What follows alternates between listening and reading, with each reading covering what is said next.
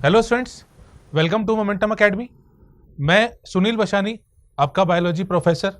यहाँ पे हम बायोलॉजी को एक नए तरीके से और आसान तरीके से समझेंगे। तो आज हम पढ़ते हैं सेल डिवीजन का एक टॉपिक माइटोसिस, जिसमें हम देखते हैं कि सेल जो होती है वो किस तरह से डॉटर सेल्स में कन्वर्ट होती है। माइटोसिस एक ऐसा प्रोसेस है जिसमें कोई एक पेरेंट सेल दो डॉटर सेल्स में डिवाइड होती है और ये दोनों डॉटर सेल्स पेरेंट सेल के जैसी होती हैं। एक पेरेंट सेल है, ये दो डॉटर सेल में डिवाइड हो जाएगी, कन्वर्ट हो जाएगी और ये दोनों डॉटर सेल्स पेरेंट सेल्स के जैसी होती हैं। अब एक्चुअली में इनका जो जेनेटिक कॉन्स्टिट्यूशन होता है वो पेरेंट सेल के जैसा होता है। माइटोसिस के बारे में एक जनरल सा इंट्रोडक्शन। माइटोसिस को हम मोस्ट ड्रामेटिक फेज कहते हैं। मोस्ट ड्रामेटिक फेज इसलिए कहते हैं क्योंकि सेल के जितने भी कंपोनेंट्स होते हैं वो यहाँ पे रीऑर्गेनाइज होते हैं।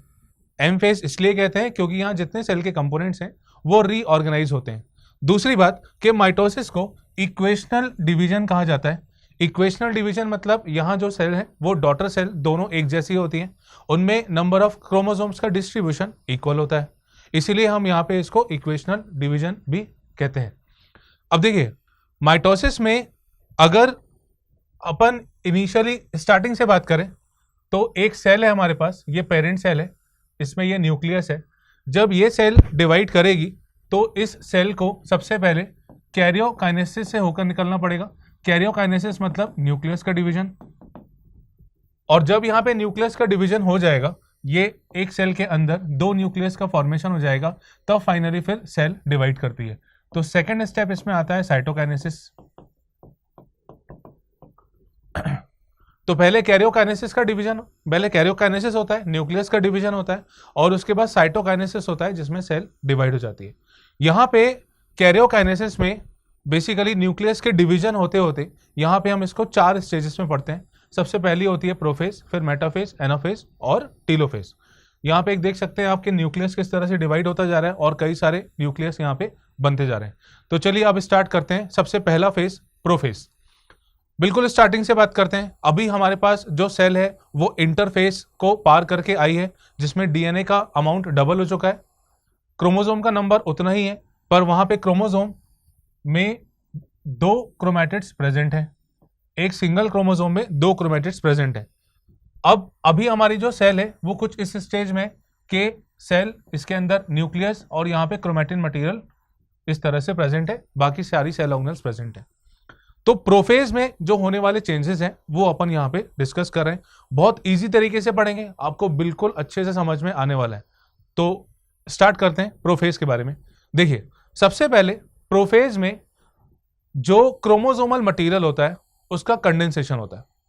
यहाँ पे ये जो क्रोमोसोमल मटेरियल है जिसको अपन क्रोमैटिन मटेरियल कहते हैं, क्योंकि इससे क्रोमोसोम का फॉर्मेशन होता है, ये क्रोमैटिन मटेरियल और क्रोमोसोमल मटेरियल का कंडेंसेशन होता है।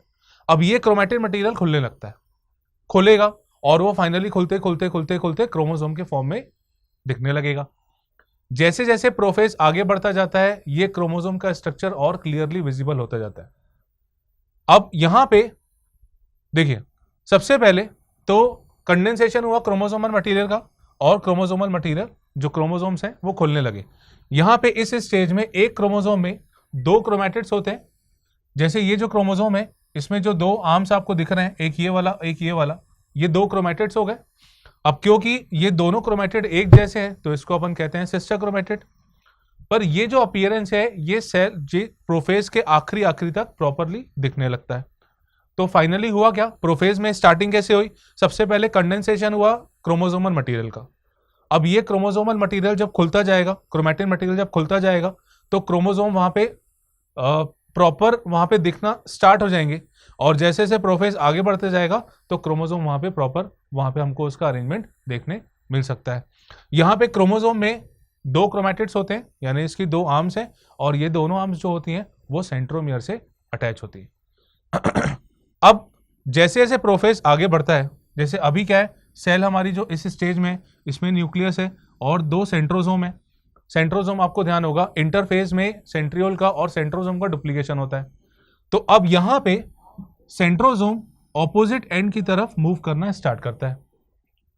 प्रोफेज में ही होता है ये, सेंट्रोसोम ऑपोजिट एंड की तरफ मूव करना स्टार्ट करता है और यहाँ पे कुछ रेज लाइक स्ट्रक्चर बनते हैं जिसको अपन कहते हैं एस्टर रेस। एस्टर रेस का फॉर्मेशन प्लांट सेल में नहीं होगा, ये एनिमल सेल का कैरेक्टरिस्टिक फीचर है। क्यों ऐसा? क्योंकि प्लांट में सेंट्रियोल नहीं होता, इसीलिए वहां पे जो डिवीजन होगा उसको हम एनएस्ट्रल माइटोसिस कहते हैं, जबकि एनिमल सेल में जो डिवीजन होता है उसको हम एस्ट्रल माइटोसिस कहते हैं।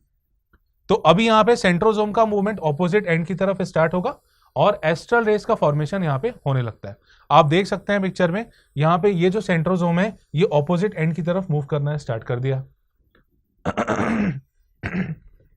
ये एस्ट्रल रेस का फॉर्मेशन भी यहाँ पे हो रहा है।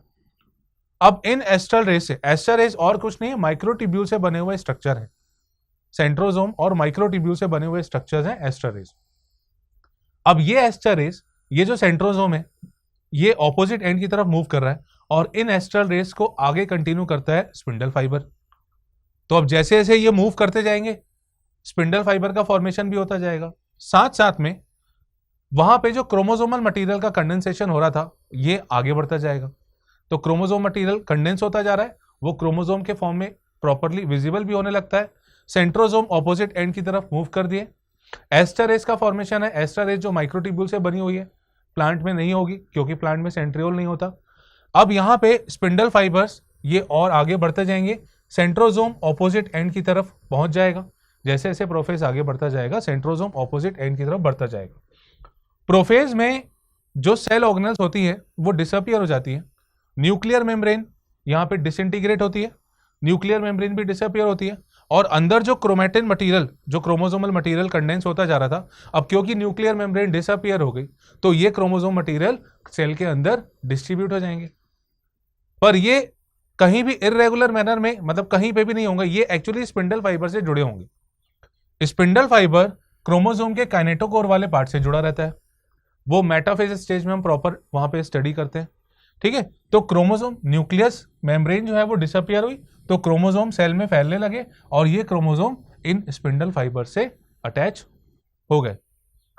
तो अब ये स्ट्रक्चर कुछ इस तरह से दिखेगा। देखिए क्रोमोसोम यहाँ पे पूरे में फैल गए और स्पिंडल फाइबर से इनके काइनेटोकोर वाले पार्ट जुड़ गए। ठीक है, तो अभी तक हमने क्या देखा, सेंट्रोजोम ऑपोजिट एंड की तरफ मूव कर दिया, एस्टर रेस का फॉर्मेशन हुआ, फिर स्पिंडल फाइबर्स का फॉर्मेशन हुआ। एस्टर रेस और कुछ नहीं है, माइक्रोट्यूब्यूल से बने हुए स्ट्रक्चर्स हैं और माइक्रोट्यूब्यूल और कुछ नहीं है, प्रोटीन ट्यूब्यूलिन से बना हुआ स्ट्रक्चर है। अभी यहाँ पे एक क्रोमोसोम में 2 क्रोमैटिड्स प्रेजेंट हैं और वो सेंट्रोमियर वाले पार्ट से अटैच हैं। लास्ट क्लास तक आते आते क्रोमोसोम मटेरियल का कंडेंसेशन पूरा हो जाता है और क्रोमोसोम यहाँ पे दिखने लगते हैं, सेल में स्कैटर्ड फॉर्म में होते हैं, स्पिंडल फाइबर से जुड़े हुए। अगर हम इसका ओवरऑल स्ट्रक्चर देखें तो ये कुछ हमें इस तरह से दिखेगा। देखिए सेंट्रोजोम ऑपोजिट एंड की तरफ पहुंच गया, बीच में न्यूक्लियर मेम्ब्रेन डिसअपियर हो गई, क्रोमोसोम फैल गए और वो स्पिंडल फाइबर वाले पार्ट से अटैच हो गए। यहां पे जितनी भी सेल ऑर्गेनल्स होती है वो लास्ट तक डिसअपियर हो जाती है और अब प्रोफेज स्टेज यहां पे कंप्लीट होती है। प्रोफेज के बाद अब सेल एंटर करती है मेटाफेज में। तो आने वाले वीडियो में हम देखेंगे कि मेटाफेज में क्या क्या चेंजेस होते हैं, किस तरह से वहां पे क्रोमोसोम्स में चेंजेस होते हैं, अरेंजमेंट होता है। तो इसके आगे हम नेक्स्ट क्लास में पढ़ेंगे। Thank you.